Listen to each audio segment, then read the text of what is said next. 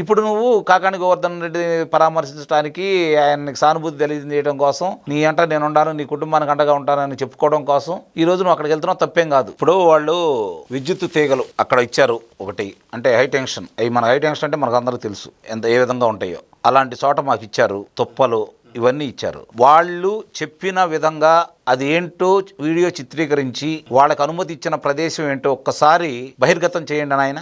మీ జాతకాలు బయటపడతాయి. జనం రావడానికి సుముఖంగా లేరు. ముఖ్యంగా వాళ్ళు సమీకరించాల్సిన అనుకున్న నాయకులు వాళ్ళు సిద్ధంగా లేరు. జనం వాళ్ళ మాట వినే పరిస్థితిలో లేరు. రెంటపాళ్ళకి వెళ్ళే సందర్భంగా ఆ నాగమల్లేశ్వరరావుకు సంబంధించి అతని విగ్రహావిష్కరణకి వెళ్ళి వాళ్ళ కుటుంబాన్ని పరామర్శించే దాంట్లో భాగంగా వెళ్తే ముగ్గురు బలి తీసుకున్నది ప్రపంచం మొత్తం చూసింది. దీనికి సంబంధించి ఇప్పుడు ఎవరికి వాళ్ళు, ఎవరన్నా పిల్లలు కావచ్చు, వృద్ధులు కావచ్చు, ఎవరన్నా బయటకు వెళ్తానంటే వద్దు బాబు నువ్వు ఇంట్లో ఉండు, తలుపులు తాళాలేసే పరిస్థితి కనపడతా ఉంది. ఎందుకంటే ఎవరైనా ప్రాణాలు కోల్పోవాలని అనుకోరు కదా.